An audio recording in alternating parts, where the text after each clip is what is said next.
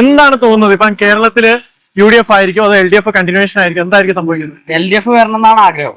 LDF വരണമെന്നാണ് അതെ അതെ. എന്താ വെച്ചാൽ ഒരു ആരോപണങ്ങളും ഭയങ്കര വീക്കായിരുന്നു പ്രതിപക്ഷം. ഒരു ആരോപണങ്ങൾ പോലും അവർക്ക് തെളിയിക്കാൻ പറ്റിയിട്ടില്ല. ഒരു ഭയങ്കര മോശം പ്രതിപക്ഷമായിരുന്നു കഴിഞ്ഞ 10 കൊല്ലമായിട്ട്. അപ്പോ ഈ ഒരു പ്രതിപക്ഷം ഭരണപക്ഷത്തേക്ക് വന്നു കഴിഞ്ഞാൽ ഒരു അബദ്ധമായിരിക്കും തോന്നുന്നു.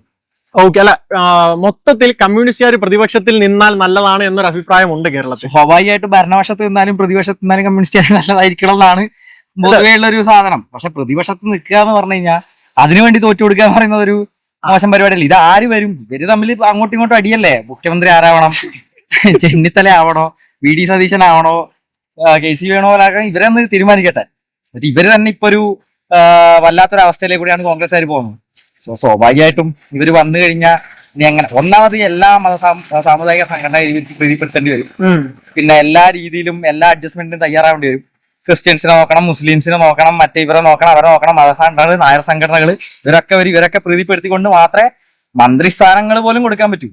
ആ സാഹചര്യത്തിൽ അങ്ങനെ ഒരു പ്രശ്നം CPM ഇല്ലാത്ത LDF ഇല്ലാത്തത്തോളം കാലം കുറച്ചുകൂടെ സ്മൂത്ത് ആയിട്ട് ഭരണം നടക്കുന്നതാണ് എന്റെ അഭിപ്രായം. എവിടുന്നും ഇല്ലാതെ കുറെ സിനിമാ താരങ്ങൾ ഇപ്പം ഇലക്ഷന് വരുന്നുണ്ട്.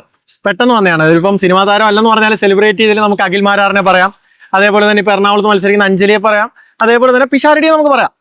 അപ്പൊ ഈ സിനിമാ താരങ്ങളുടെ ഒരു സുപ്രഭാതത്തിലുള്ള കടന്നുവരവ്, ഇലക്ഷനിലേക്കുള്ള കടന്നുവരവിനെ എങ്ങനെയാണ് നോക്കിയത്? സിനിമാ താരങ്ങൾ ഓൾറെഡി ഇപ്പോ സുരേഷ് ഗോപിയാലും ജഗദീഷ് ആയാലും മറ്റു മുകേഷ് ആയാലും ഒക്കെ മത്സരിച്ചിട്ടുണ്ട്. പക്ഷെ എന്റെ അഭിപ്രായത്തിൽ പിഷാരടിക്ക് കൊടുക്കേണ്ട ഒരു സീറ്റായിരുന്നു പാലക്കാട് എന്ന് എനിക്ക് തോന്നുന്നില്ല. എന്താ വെച്ചാൽ പാലക്കാട് ഇത്രയും മോശം ഒരു അവസ്ഥയിലാണ് ഇപ്പൊ കോൺഗ്രസ് നിൽക്കുന്നത്. രാഹുൽ മാങ്കൂട്ടത്തിൽ വലിയൊരു ആരോപണത്തിന്റെ പേരിൽ ഇപ്പൊ പുറത്താക്കുന്നു, പാർട്ടിയിൽ നിന്ന് പുറത്താകുന്നു. ആ രീതിയിൽ നിൽക്കുമ്പോൾ ഒരു പാലക്കാട് ഒരു സേഫ് സീറ്റ് ആണെങ്കിൽ കൂടി പിഷാരടിക്ക് പകരം വേറെ ഏതെങ്കിലും നല്ലൊരു ആളെ, നല്ലൊരു എക്സ്പീരിയൻസ് ഉള്ള ഒരാളെ കൊടുത്തിട്ട് പിഷാരടിക്ക് മറ്റേതെങ്കിലും സീറ്റ് കൊടുക്കായിരുന്നു എന്നുള്ളൊരു ഇത് എനിക്കുണ്ട്. പക്ഷെ അഖിൽമാരാറിന്റെ കാര്യമായാലും ഇപ്പോൾ അഖിൽമാരാറിനെ പിന്നെ ഞാൻ പ്രത്യേകിച്ച് സ്ഥിരതയില്ലാത്ത ഒരാളായിട്ടാണ് ഞാൻ കാണുന്നത്. എന്താ വെച്ചാൽ ആദ്യം പറഞ്ഞു കോൺഗ്രസ് ചേരുന്നു പറഞ്ഞു, പിന്നെ ആയിഷ പോറ്റി വന്നപ്പോൾ സീറ്റ് കിട്ടില്ല എന്ന് മനസ്സിലായിക്കൊണ്ട് 2020 പോകുന്നു. ND ആയിട്ട് ചേരില്ല എന്ന് പറഞ്ഞു. 2020 NDAയുടെ ഘടകകക്ഷിയാണല്ലോ. അപ്പോൾ ആ രീതിയിൽ ഇപ്പൊ എന്ത് ചെയ്യണം എന്നറിയില്ല. ആദ്യം വേറെ ഒരു സ്ഥലത്ത് സീറ്റ് ചോദിച്ചു, ഇപ്പൊ അതൊന്നും കിട്ടാതെ ഇപ്പൊ വേറൊരു മണ്ഡലത്തിലൊന്നും മത്സരിക്കുന്നു. പുള്ളി എന്താ ചെയ്യുന്നത് പുള്ളിക്ക് പോലും അറിയില്ല. പിന്നെ അഞ്ജലി ഇതായാലും ഞാൻ എന്താ 2020യുടെ കാര്യത്തിൽ പറയാം.